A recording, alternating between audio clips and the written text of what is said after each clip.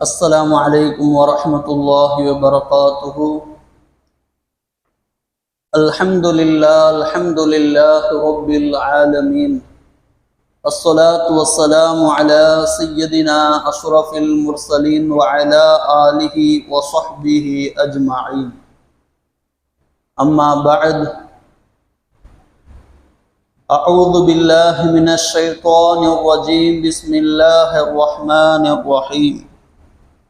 والفجر وليال عشر والشفع والوتر صدق الله العظيم.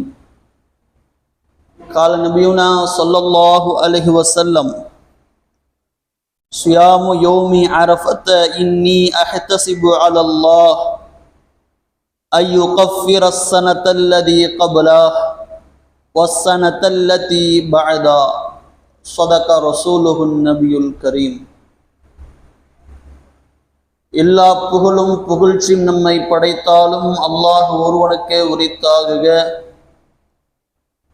நமது நாயகம் உயிரினும் மேலான கண்மணி நாயகம் ஸல்லல்லாஹு அலைஹி வஸல்லம் அவர்கள் மீதும் அன்னார் வழி நடந்த அத்துணை சஹாபாக்கள், சுஹதாக்கள், சாலிஹின்கள், நல்லோர்கள், வலிமார்கள், குறிப்பாக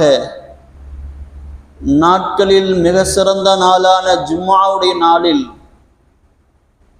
அல்லாஹுவை வணங்குவதற்காக மிக விரைவாக வந்திருக்கும் நம் அத்துணை நபர்கள் மீதும், இனி இந்த அல்லாஹுவின் சன்னிதானத்தை தேடி வருகிற அத்துணை இஸ்லாமிய நல் உள்ளங்கள் மீதும் ஸலாத்தினும் கருணையும் சலாமினும் ஈடற்றமும் உண்டாகட்டுமாக. ஆமீன்.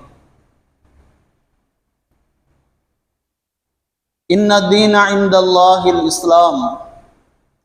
அல்லாஹ்விடத்தில் ஒப்புக்கொள்ளப்பட்ட மார்க்கம் என்றால் அது இஸ்லாம் மட்டும்தான்.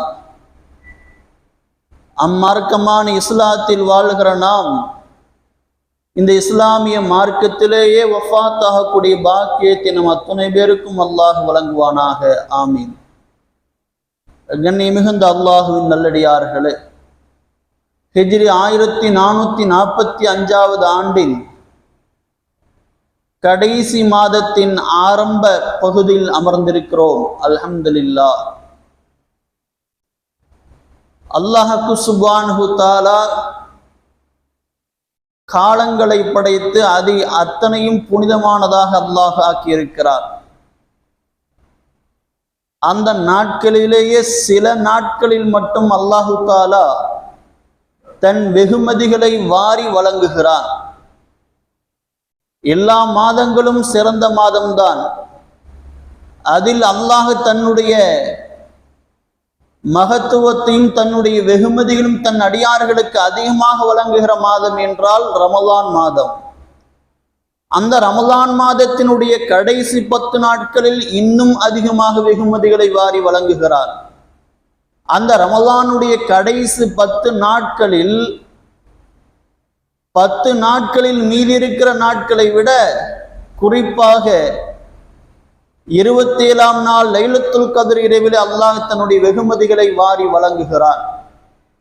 அதே போலத்தான் எல்லா நாட்களும் சிறந்த நாள். அந்த சிறந்த நாளில் வெள்ளிக்கிழமைக்கென்று என்றென்று என்ன செய்கிறான் அல்லாஹு தஆலா தன் வெகுமதிகளை மற்ற நாட்களை விட இன்னும் அதிகமாக வழங்குகிறார்.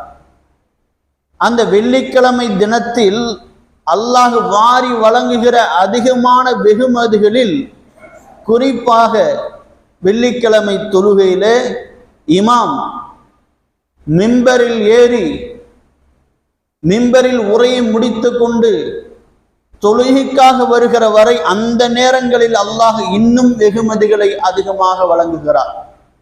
இப்படி அல்லாஹ் நாட்களில் தன் வெகுமதிகளை அதிகமாக வழங்குகிற நாட்களில் ஒன்றுதான் இந்த நாம் அமர்ந்திருக்க துல்ஹஜ் மாதத்தின் முதல் 10 நாட்கள்.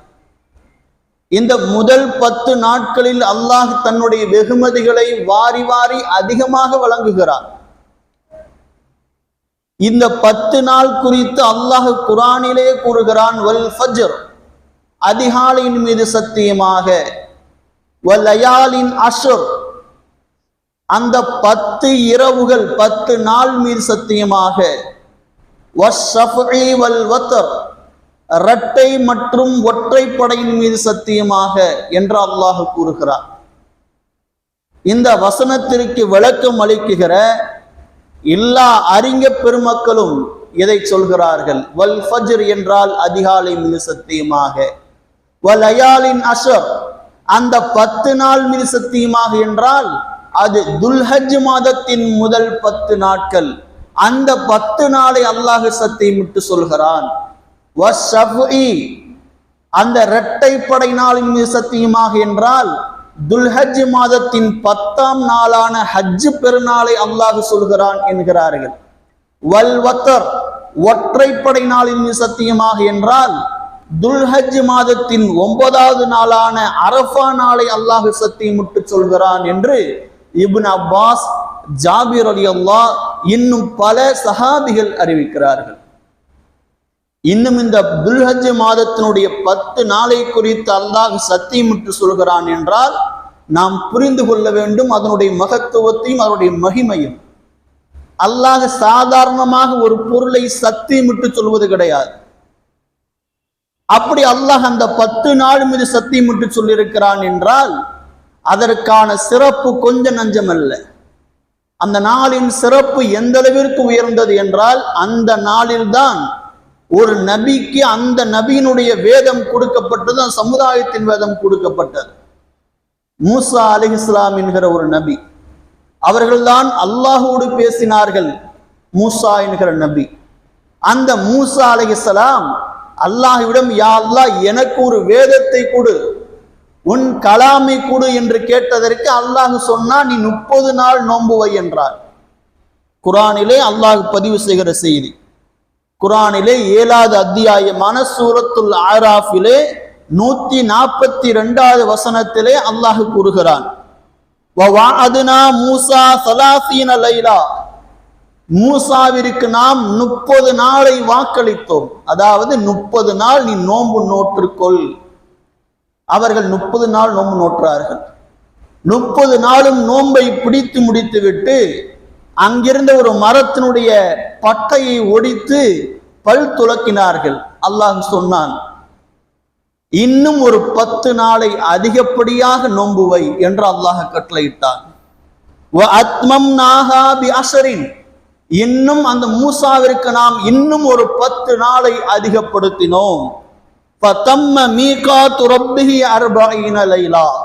அந்த மூசா என்கிற நபி அலைஹிஸ்ஸலாம் அவர்கள் 40 நாள் நோன்பிருந்தார்கள் என்று அல்லாஹ் கூறுகிறார். இந்த வசனத்திற்கு விளக்கம் அளிக்கிற அத்தனை குர்ஆன் விரிவுரையாளர்களும் இந்த கருத்தை முன்வைக்கிறார்கள்.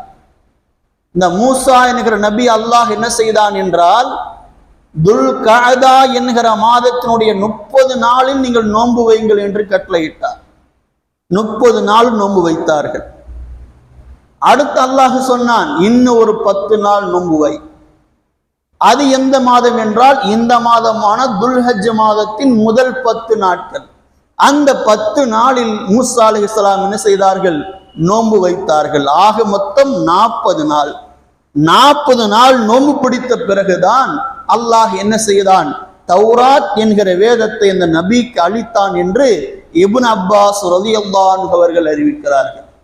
ஆக இந்த வசனத்தினுடைய இந்த விளக்க உரையில் அத்தனை இமாம்களும் இதை பதிவு செய்கிறார்கள். அப்ப நாம் புரிந்து கொள்ள வேண்டிய விஷயம் இதுதான்.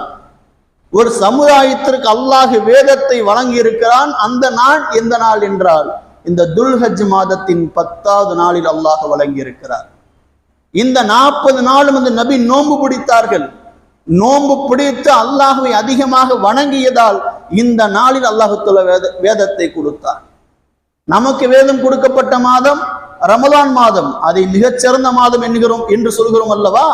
அதுபோலத்தான் நம் முன் சமுதாயமான மூசா அலைஹிஸ்ஸலாத்திற்கு அல்லாஹ் வேதம் கொடுத்த மாதம் இந்த துல்ஹஜ் மாதம். இந்த துல்ஹஜ் மாதத்தின் முதல் 10 நாளில், அதுவும் 10வது நாளில் அல்லாஹ் என்ன செய்தான்? வேதத்தை கொடுத்தான். அதிலிருந்து நாம் புரிந்து கொள்ள வேண்டியது என்னவென்றால் இந்த 10 நாட்கள் மிக மிக சிறந்தவை. அதைத்தான் நபிகள் நாயகம் ஸல்லல்லாஹு அலைஹி வஸல்லம் அவர்கள் சொன்னார்கள். இந்த துல்ஹஜ் மாதத்தின் முதல் 10 நாள் மிக சிறந்த நாள் என்றால் அந்த சிறந்த நாளில் அமல் செய்கிற பொழுது அந்த அமல் மிகச்சிறந்த அமலாக பாவிக்கப்படுகிறது. பெருமானார் சொன்னார்கள், மாமின் ஐயாமின் அஹப்பு இலல்லாஹ் யதஅப்பது லஹு ஃபீஹா மின் அஷ்ரில் ஹஜ்ஜா. மற்ற எல்லா நாட்களில் அல்லாஹ்வை வணங்குவதை விட இந்த துல்ஹஜ் மாதத்தினுடைய முதல் 10 நாட்கள் வணங்குவது அல்லாஹ்விற்கு மிக மிக பிடித்தமானது. எல்லா நாளில் நீங்கள் அல்லாஹ்வை வணங்கலாம், அது அல்லாஹ்விற்கு பிடித்தமானதுதான். ஆனால் மிக மிக பிடித்தமான அமல் எதுவென்றால் துல்ஹஜ் மாதத்துடைய முதல் 10 நாளில் செய்கிற அமல் என்றார்கள் ஸல்லல்லாஹு அலைஹி வஸல்லம். அதை பெருமானார் எப்படி விவரிக்கிறார்கள் தெரியுமா? அது எந்த அளவுக்கு விளக்கப்படுத்துகிறார்கள் தெரியுமா? பெருமானார் சொல்கிறார்கள், யஅதிலு சியாமு குல்லி யௌமின் மின்ஹா சியாமு சனத்தின். இந்த 10 நாளில் ஒரு நாளில் நீங்கள் நோன்பு வைத்தால் ஒரு வருடத்திற்கு நோன்பு வைத்ததற்கு ஈடாகும் என்றார்கள் ஸல்லல்லாஹு அலைஹி வஸல்லம். இந்த 10 நாளில் ஒரு நாளில் நீங்கள் நோன்பு வைத்தால் ஒரு வருடத்தில் நோன்பு வைத்த நன்மை நீங்கள் பெறுவீர்கள் என்றார்கள் ஸல்லல்லாஹு அலைஹி வஸல்லம். இன்னும் சொல்கிறார்கள், வ கியாமு குல்லி லைலத்தின் மின்ஹா பி கியாமி லைலத்தில் கத்ர். லைலத்துல் கத்ரில் அமல் செய்வதற்கு ஈடான ஒரு அமல் இந்த நாளில் நீங்கள் ஒரு இரவு அமல் செய்தீர்கள் என்றால் லைலத்துல் கத்ர் இரவில் நீங்கள் செய்த அமலுக்கு ஈடாகும் என்றார்கள் ஸல்லல்லாஹு அலைஹி வஸல்லம்.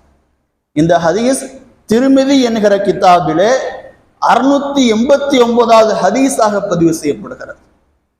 இந்த நாளுடைய புனிதத்தை பாருங்கள்.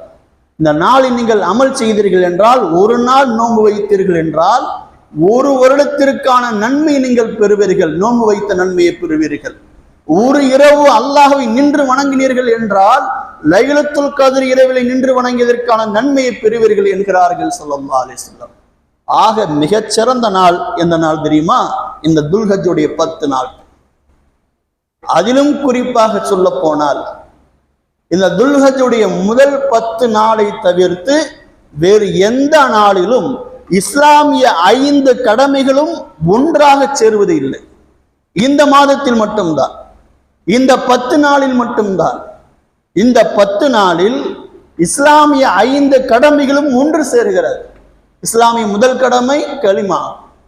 இந்த ஹஜ் மாதத்தில் நாம் என்ன செய்கிறோம்? அதிகமாக கலிமாவை சொல்கிறோம், அதிகமாக தல்பியாவை முழங்குகிறோம்.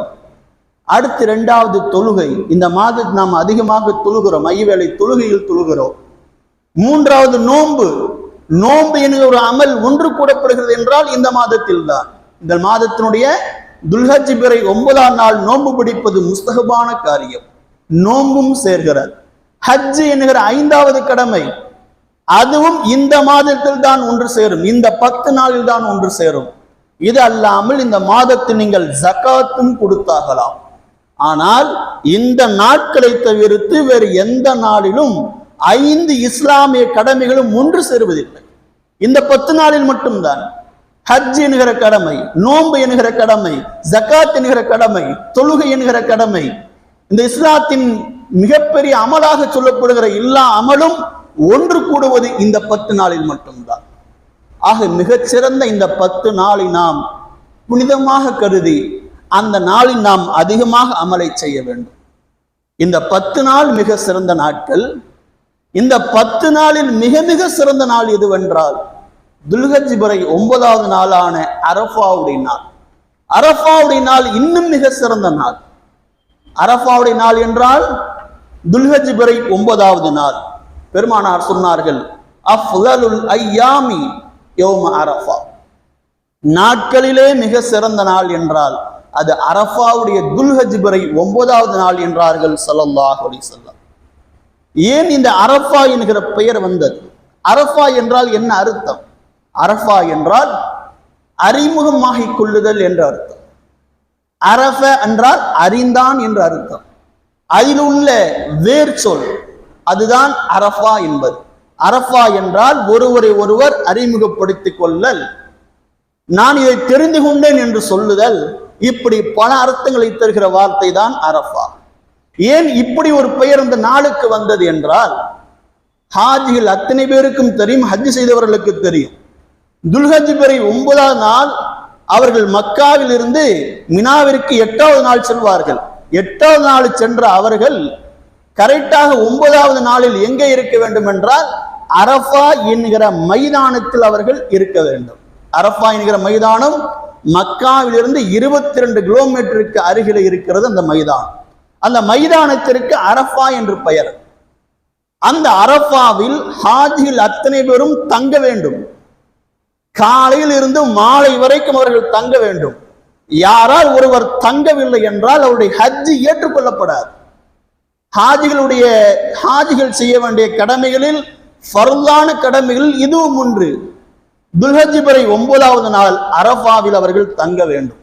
அப்படி யாராவது தங்கவில்லை என்றால் அவருடைய ஹஜ் ஏற்றுக்கொள்ளப்படாது என்று இஸ்லாமிய சட்டம் சொல்கிறது. அதனால்தான் பெருமானார் சொன்னார்கள், அல் ஹஜ் அரஃபா, ஹஜ் என்றாலே அரஃபாவில் தங்குவது என்றார்கள். அப்ப அந்த அரஃபாவில் மொழி வேறுபாடு இல்லாமல், இனம் வேறுபாடு இல்லாமல் அத்தனை உலக முஸ்லிம்களும் அறிமுகமாகிக் கொள்கிறார்கள், சந்தித்துக் கொள்கிறார்கள். அதனால்தான் அந்த அந்த நாளிற்கு சந்தித்துக் கொள்ளும் நாள், ஒருவரை ஒருவர் அறிமுகமாகிக் கொள்ளும் நாள் என்று பெயர் வைக்கப்பட்டிருக்கிறது என்று இஸ்லாமிய அறிஞர்கள் நமக்கு தெரிவிக்கிறார்கள். அந்த அரஃபாவுடைய நாளிலே அல்லாஹ் பல சிறப்புகளை தருகிறார். பெருமானார் சொன்னார்கள், மாமின் யௌமின் அக்ஸர மின் ஐ யுஅதிகல்லாஹு ஃபீ அபுதம் மினன் நார் மின் யௌமி அரஃபா. அரஃபா நாளை தவிர்த்து வேறு எந்த ஒரு நாளிலும் அல்லாஹ் நரகத்திலிருந்து மனிதர்களை அதிகமாக விடுதலை செய்வது கிடையாது என்றார்கள். அந்த அரஃபாவுடைய நாளில் தான் அல்லாஹ் என்ன செய்கிறான், நரகத்திலிருந்து நிறைய மனிதர்களை விடுவிக்கிறான் என்றார்கள் ஸல்லல்லாஹு அலைஹி வஸல்லம். துவாக்களில் மிக சிறந்த துவா என்றால் அரஃபா நாளில் கேட்கிற துவா என்றார்கள் ஸல்லல்லாஹு அலைஹி வஸல்லம். ஹைரு துஆஇ துஆஉ யௌமி அரஃபா. எல்லா துவாக்களும் அல்லாஹ்வால் அங்கீகரிக்கப்படுபவைதான். ஆனால் அந்த துவா கேட்பதில் மிக சிறந்த நாள் என்றால் துல்ஹஜ் பிறை 9ஆம் நாள் அரஃபா நாளில் நாம் துவா கேட்பதை அல்லாஹ் விரும்புகிறான் என்றார்கள் ஸல்லல்லாஹு அலைஹி வஸல்லம். பெருமானார் சொன்னார்கள், இந்த அரஃபாவுடைய நாளிலே நானும் எனக்கு முந்தி சென்ற எல்லா நபிமார்களும் ஒரு அமலை அதிகமாக செய்தோம். எந்த அமல் தெரியுமா? ஒரு திக்ரை சொல்வது. லா இலாஹ இல்லல்லாஹ் வஹ்தஹு லா ஷரீக லஹ் லஹுல் முல்கு வ லஹுல் ஹம்த் வ ஹுவ அலா குல்லி ஷைஇன் கதீர். இந்த தல்பியாவை ஹாஜிமார்கள் சொல்லிக்கொண்டே இருப்பார்கள். இதை பெருமானார் சொன்னார்கள், இதை நானும் என்னுடைய முந்தி சென்ற எல்லா நபிமார்களும் அதிகமாக செய்தோம். எந்த நாளில்? அரஃபாவுடைய நாளில்.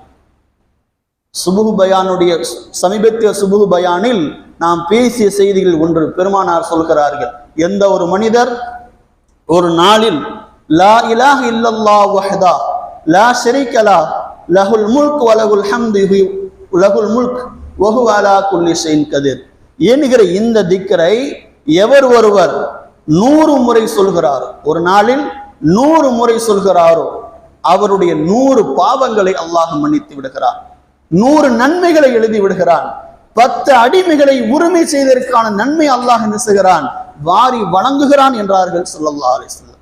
எந்த ஒரு மனிதர் ஒரு நாளையில் இந்த திக்ரை 100 தடவை சொல்கிறாரோ அந்த நாளில் அல்லாஹ் ஷைத்தானிடமிருந்து அவனை பாதுகாக்கிறான் என்றார்கள் ஸல்லல்லாஹு அலைஹி வஸல்லம். ஆக இந்த அரஃபாவுடைய நாள் நாம் செய்ய வேண்டிய அமல்களில் இதுவும் ஒன்று. இந்த தஸ்பீஹை நாம் அதிகமாக ஓத வேண்டும். அடுத்த அரஃபாவுடைய நாள் நாம் செய்ய வேண்டிய அமல்களில் முதன்மையானது நோன்பு. பெருமானார் சொன்னார்கள், சியாமு யௌமி அரஃபா. அரஃபாவுடைய நாளில் யார் நோன்பு வைக்கிறாரோ அவர் முந்தி சென்ற ஒரு ஆண்டு, பிந்தி வர இருக்கிற ஒரு ஆண்டு, இதில் செய்த எல்லா பாவங்களுக்கும் அந்த நோன்பு பரிகாரமாகி விடுகிறது என்றார்கள் ஸல்லல்லாஹு அலைஹி வஸல்லம். ஒரு நோன்பு தான் 2 ஆண்டுகளுக்கான குற்றங்களுக்கு அது பரிகாரமாகி விடுகிறது என்றார்கள் ஸல்லல்லாஹு அலைஹி வஸல்லம். இது முஸ்தஹபான நோன்பு என்றாலும் இந்த நோன்பை நாம் பிடிப்பதால் அல்லாஹ் தருகிற வெகுமதி என்னவென்றால், முந்தைய ஆண்டு நாம் செய்த பாவங்களுக்கு அந்த நோன்பு பரிகாரமாக இருக்கிறது. இனி வர இருக்கிற ஆண்டில் நாம் செய்கிற சிறு பாவங்களுக்கு அது பரிகாரமாக அமைந்து விடுகிறது. அதனால் பெருமானார் ஸல்லல்லாஹு அலைஹி வஸல்லம் தான் ஹஜ் செய்த அந்த ஆண்டை தவிர மீது எல்லா ஆண்டிலும் பெருமானார் ஸல்லல்லாஹு அலைஹி வஸல்லம் இந்த துல்ஹஜ் மாதத்தினுடைய 9வது நாளில் நோன்பு வைத்தார்கள். இதை ஹாஜிகள் நோன்பு வைப்பார்களா என்றால் கிடையாது. ஹாஜிகள் நோன்பு வைக்க மாட்டார்கள். அரஃபாவில் தங்குகிற ஹாஜிகள் யாரும் துல்ஹஜ் பிறை 9வது நாள் நோன்பு வைக்க கூடாது, அது கட்டாய கடமை. அதே போல அந்த மக்காவில் அரஃபாவில் இருக்கிற முஸ்லிம்களை தவிர்த்து உலகில் இருக்கிற எல்லா முஸ்லிம்களும் இந்த துல்ஹஜ் மாதத்தின் 9வது நாளில் நோன்பு வைக்க வேண்டும். அப்படி நோன்பு வைப்பதால் அவர்களுக்கு அல்லாஹ் என்ன செய்கிறான், அந்த ஒரு வருட பாவத்தையும் பிந்தி வருகிற ஒரு வருடத்தினுடைய பாவங்களையும் அல்லாஹ் மன்னித்து விடுகிறான் என்றார்கள் ஸல்லல்லாஹு அலைஹி வஸல்லம். அடுத்ததாக அந்த அரஃபாவுடைய நாளில் நாம் பெற வேண்டிய பாடங்களில் மிக முதன்மையானது அதுதான். இந்த இஸ்லாம் என்கிற மார்க்கம் முழுமையானதும் பரிபூர்ணமானதும் அந்த நாளில் தான். இந்த துல்ஹஜ் மாதத்தினுடைய 9வது நாளில் தான் அல்லாஹ் என்ன செய்தான், இந்த மார்க்கத்தை முழுமையாக்கினான். சரியாக ஹிஜ்ரி 10வது ஆண்டில் நபிகள் ஸல்லல்லாஹு அலைஹி வஸல்லம் ஹஜ்ஜுக்காக பயணமாகிறார்கள் மதீனாவிலிருந்து. துல்காதா மாதத்தின் 25வது நாள் மதீனாவிலிருந்து மக்காவிற்கு கிளம்புகிறார்கள். 8 நாள் பயணம். 8 நாள் நடைபயணத்திற்கு பிறகு மக்காவிற்கு அருகில் இருக்கிற துல்ஹுஜ்ஜா என்கிற ஒரு இடத்திற்கு வருகிறார்கள். அந்த இடத்தில் 8 நாள் பயணப்பட்டு மக்காவிற்கு அருகிலே தங்குகிறார்கள். மக்காவிற்கு அருகிலே தங்குகிறதுக்கு முன்பதாக இஹ்ராம் கட்டிக் கொள்கிறார்கள் ஸல்லல்லாஹு அலைஹி வஸல்லம். சரியாக துல்ஹஜ் மாதம் 4வது பிறை ஹிஜ்ரி 10வது ஆண்டில் மக்காவிற்குள் நுழைகிறார்கள் ஸல்லல்லாஹு அலைஹி வஸல்லம். மக்காவிற்குள் நுழைந்து உம்ரா செய்கிறார்கள். இன்ன பிற அமல்களை அதிகமாக செய்கிறார்கள். செய்துவிட்டு சரியாக ஹிஜ்ரி 10வது ஆண்டின் துல்ஹஜ் மாதத்தின் 8வது நாள் மினாவிற்கு கிளம்புகிறார்கள். மினாவிற்கு சென்று அங்கு லுகர் தொழுகை, அசர் தொழுகை, மக்ரிப் தொழுகை, இஷா தொழுகை, அடுத்த நாளுடைய 9வது பிறையின் யௌம் அரஃபா என்று சொல்லப்படுகிற அந்த நாளுடைய ஃபஜ்ர் தொழுகையும் தொழுதுவிட்டு அங்கிருந்து கிளம்புகிறார்கள். 9வது நாள் அரஃபாவுடைய நாளில் அரஃபாவுடைய மைதானத்திற்கு வருகிறார்கள். அரஃபாவுடைய மைதானத்திற்கு லுகரை தொழுதுவிட்டு பெருமானார் ஸல்லல்லாஹு அலைஹி வஸல்லம் அங்கிருந்து பத்னுல் வாதி என்கிற இடத்திற்கு வருகிறார்கள். அங்கு எல்லா சஹாபிகளும் ஒன்று கூடுகிறார்கள். பெருமானாருக்கு முன்பதாக 1,24,000 நபித்தோழர்கள் குழுமுகிறார்கள். சில அறிவிப்பிலே 1,44,000 என்று இருக்கிறது. ஆக அந்த பத்னுல் வாதியிலே துல்ஹஜ் பிறை 9வது நாளில் அரஃபா மைதானத்திலே அத்தனை சஹாபிகளும் ஒன்று கூடுகிறார்கள். அந்த ஒன்று கூடிய அந்த சபையிலே பெருமானார் ஒரு பயான் செய்கிறார்கள். அந்த பயான் தான், அந்த உரைதான் பெருமானாருடைய கடைசி உரை. அந்த உரையை முடித்துவிட்டு ஹஜ்ஜு கிரைகளை முடித்துவிட்டு மதீனாவிற்கு சென்றவர்கள் சரியாக ரபீல் அவ்வலிலே 12ஆம் பிறையிலே இந்த உலகத்தை விட்டு மறைந்து விடுகிறார்கள். அந்த கடைசியாக பேசிய உரைதான் பெருமானாருடைய கடைசி உரை என்பார்கள். அந்த உரையில் பெருமானார் பேசியதுதான் இந்த இஸ்லாமிய மார்க்கத்திற்கு நம்ம அத்தனை பேருக்கும் பெருமானார் சொன்ன மிக முக்கிய கடமைகள் அடங்கி இருக்கிறது. பெருமானார் கடைசியாக பேசிய அந்த உரையில் 5 விஷயங்களை மட்டும் நாம் பார்ப்போம். பெருமானார் முதலாவதாக சொன்னார்கள், ஐயுஹன்னாஸ், மக்களே, இன்ன திமாவுக்கும் அம்வாலுக்கும் ஹராமுன் அலைக்கும். மக்களே, இந்த நாள் எந்த அளவிற்கு புனிதமானதோ, துல்ஹஜ் மாதத்தினுடைய 9வது அரஃபா நாள் எந்த அளவிற்கு புனிதமானதோ, இந்த மக்கா என்கிற நகரம் எந்த அளவிற்கு புனிதமானதோ, அதே போல இந்த நாளில் நாம் செய்கிற ஹஜ்ஜு கடமை எந்த அளவிற்கு புனிதமானதோ, அதைவிட உங்கள் அத்தனை பேருக்கும் உங்கள் சகோதரனுடைய ஒரு முஸ்லிமுடைய உயிரும் மானமும் மிக மிக புனிதமானவை என்றார்கள்.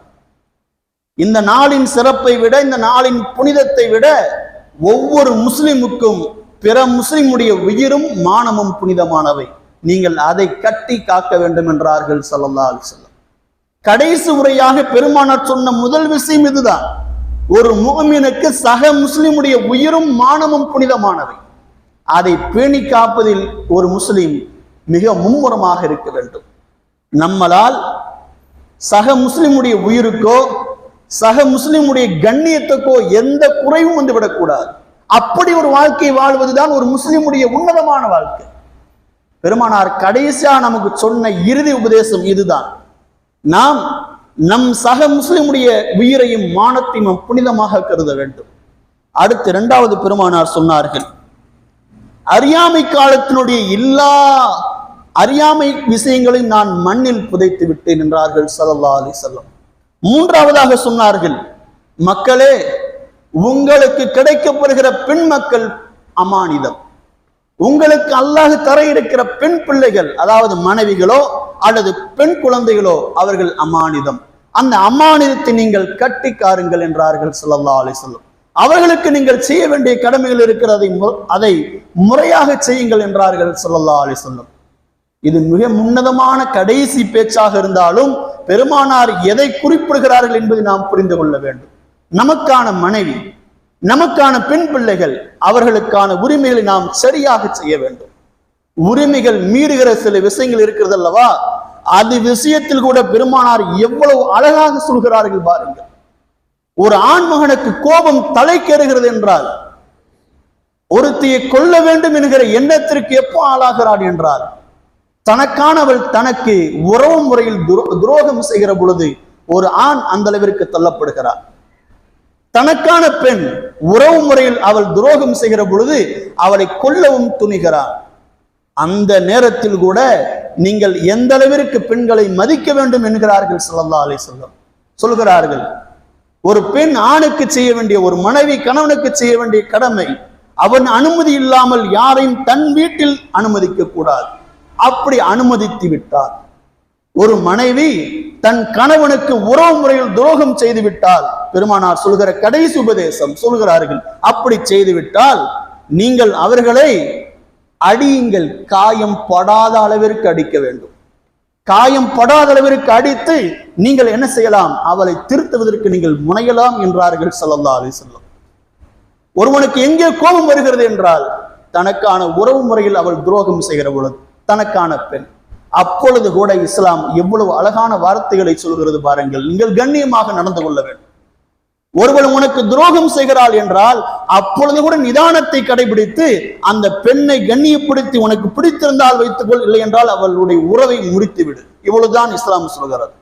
ஆனால் இதற்கே இப்படி ஒரு கண்ணியத்தை பாவிக்க சொல்கிறது என்றால், நமக்கான மனைவி நாம் எந்த அளவிற்கு கண்ணியப்படுத்த வேண்டும், நமக்கான பெண் பிள்ளைகளை எந்த அளவிற்கு கண்ணியப்படுத்த வேண்டும் என்று நீங்கள் சற்று சிந்தித்து பாருங்கள். உறவு முறையில் அவள் துரோகம் செய்தாலே நீங்கள் காயம்படாத அளவிற்கு அடியுங்கள் என்று சொல்லி இருக்கிறார்கள் என்றால், நமக்கான மனைவியை நாம் எந்த அளவிற்கு கண்ணியப்படுத்த வேண்டும், வார்த்தையில் எந்த அளவிற்கு கண்ணியப்படுத்த வேண்டும், செயல்களில் எந்த அளவிற்கு நீங்கள் கண்ணியப்படுத்த வேண்டும் என்பதை நீங்கள் சிந்தித்து பாருங்கள். பெருமானார் சொன்ன அந்த கடைசி உபதேசம் மிக முக்கியமானவை. அந்த உபதேசத்தை குலைக்கிற எல்லா நேரங்களிலும் ஒரு இடத்திலே ஒரு குடும்ப பிரச்சனை மிக பிரச்சனையாக மாறுகிறது. தலாக்கும் கொலையும் எங்கு வெடிக்கிறது என்றால், நீங்கள் உங்கள் பெண்களை நீங்கள் சரியாக மதிக்காததான் காரணம். வார்த்தையிலோ அல்லது செயலிலோ அவளுக்கான கண்ணியத்தை முழுமையாக கொடுத்து விடுங்கள். கொடுத்து விட்டீர்கள் என்றால் உங்கள் குடும்ப வாழ்க்கை மிகச்சிறப்பாக இருக்கும். அடுத்து பெருமானார் சொல்லுகிற நாலாவது விஷயம், இன்னமில் முஃமினூன இஹ்வத்துன், முஃமின்கள் அத்தனை பேரும் சகோதரர்கள், ஒற்றுமையாக வாழுங்கள். நீங்கள் குர்ஆனை பற்றி பிடிக்கிறவரை நீங்கள் பிரிந்து விட மாட்டீர்கள், நீங்கள் தவறான வழிக்கு நீங்கள் போக மாட்டீர்கள் என்றார்கள் ஸல்லல்லாஹு அலைஹி வஸல்லம். இந்த விஷயத்தில் இன்றைக்கு இருக்கிற நம் சமுதாயம் மிக கேள்விக்குறியாக இருக்கிறது. நம்மிலே ஒற்றுமை இல்லை, ஒரு ஊருடைய ஜமாத்திலே ஒற்றுமை இல்லை. நாம் அத்தனை பேரும் ஒற்றுமையாக செயல்படுவதற்கு வல்ல ரஹ்மான் தௌஃபீக் செய்வானாக. ஐந்தாவதாக பெருமானார் சொன்னார்கள், இன்ன ரப்பக்கும் வாஹிதுன் வ இன்ன அபாக்கும் வாஹிதுன், உங்கள் இறைவன் ஒருவனே, உங்கள் தந்தையும் ஒருவராகத்தான் இருக்க முடியும். அதனால் பெருமானார் சொல்கிறார்கள், இன்ன அக்ரமக்கும் இன்தல்லாஹி அத்காக்கும், அதனால் உங்களில் சிறந்தவர் இறைவனை அஞ்சுகிற தக்வாதாரி மட்டும்தான் மிக சிறந்தவர். உங்களில் பணத்தால் ஒருவரை நீங்கள் சிறப்பானவராக கருதிவிட வேண்டாம். ஒருவருடைய கல்வியால் நீ அவர் சிறந்தவர் என்ற பெயரை அவருக்கு தந்துவிட வேண்டாம். ஒருவர் ஏழ்மை என்பதால் அவரை நீங்கள் தாழ்த்திவிடவும் வேண்டாம். இனத்தால் அவர் அரபி அல்லாதவராக இருக்கிறார் என்பதால் அரபி அல்லாதவர் என்றைக்கும் மிக சிறந்தவராகவோ, அரபியானவர் மிக சிறந்தவரோ என்று கிடையாது. யாருக்கு இறைவனுடைய அச்சம் இருக்கிறதோ அவர்தான் மிக சிறந்தவர். இது எல்லாவற்றையும் சொல்லிவிட்டு நபிகள் சொல்கிறார்கள், ஸல்லல்லாஹு அலைஹி வஸல்லம் அவர்கள் சொல்கிறார்கள், மக்களே, நான் நபியாக வந்த நான் என்னுடைய தூதுவத்தை, நபித்துவத்தை நான் எடுத்துரைத்து விட்டேனா, இஸ்லாத்தை நான் முழுமையாக சொல்லிவிட்டேனா என்று கேட்கிறார்கள். அங்கிருந்த 1,24,000 நபித்தோழர்களும் சொல்கிறார்கள், நாம் சத்தியமாக சொல்லிவிட்டீர்கள், இஸ்லாத்தை நீங்கள் எத்தி வைத்து விட்டீர்கள் என்று அத்தனை பேரும் சொல்கிறார்கள். பெருமானார் சொன்னார்கள், அல்லாஹும் இஷ்ஹத், யா அல்லாஹ் நீயே இதற்கு சாட்சி என்கிறார்கள் ஸல்லல்லாஹு அலைஹி வஸல்லம். இப்பொழுதுதான் அல்லாஹ் ஆயத்தை இறக்குகிறான். அக்மல்து லக்கும் தீனக்கும் வ அத்மம்து அலைக்கும் நிஅமதி. உங்களுக்கு இன்றைய நாள் இஸ்லாத்தை அல்லாஹ் முழுமைப்படுத்தி விட்டான், உங்களை அல்லாஹ் பொருந்தி கொண்டு விட்டான், இஸ்லாம் என்கிற மார்க்கம் முழுமை அடைந்து விட்டது என்கிற வசனத்தை இப்பொழுதுதான் அல்லாஹு தஆலா இறக்கினான். இந்த அரஃபாவுடைய நாளில்தான் இஸ்லாம் முழுமை பெற்றது. அதுதான் கடைசியாக இறக்கப்பட்ட வசனங்களில் அதுவும் ஒன்று என்கிறார்கள் நபி தோழர்கள் அத்தனை பேரும். ஆக இந்த நாளில்தான் துல்ஹஜ் பிறை 9வது நாளில்தான் அல்லாஹ் இந்த இஸ்லாத்தை என்ன செய்தான், முழுமைப்படுத்தினார். முழுமைப்படுத்தி அந்த ஆயத் இறங்கியதற்கு பிறகு பெருமானார் ஸல்லல்லாஹு அலைஹி வஸல்லம் சொல்கிறார்கள், பல்லிகு அன்னி வலவ் ஆயா, நான் இஸ்லாத்தை எடுத்து வைத்து விட்டேன், குர்ஆனையும் எத்தி வைத்து விட்டேன், நீங்கள் என்ன செய்ய வேண்டும், இந்த மார்க்கத்தை நீங்கள் எத்தி வையுங்கள் என்கிறார்கள் ஸல்லல்லாஹு அலைஹி வஸல்லம். அங்கிருந்த 1,24,000 நபி தோழர்களும் நீங்கள் எனக்கு கொடுத்த இஸ்லாத்தை நாங்கள் எத்தி வைக்கிறோம் என்று அத்தனை பேரும் கிளம்புகிறார்கள். எவரவருடைய குதிரை எந்த திசை நோக்கி நின்றதோ அப்பொழுது கிளம்பியவர்கள் தான் இஸ்லாத்தை சொல்வதற்காக. அந்த இஸ்லாம் இன்றைக்கு உலகம் முழுக்க பரவி இருக்கிறார். நீங்கள் யோசித்து பாருங்கள், வரலாற்றில் இப்படி ஒரு செய்தி இருக்கிறது.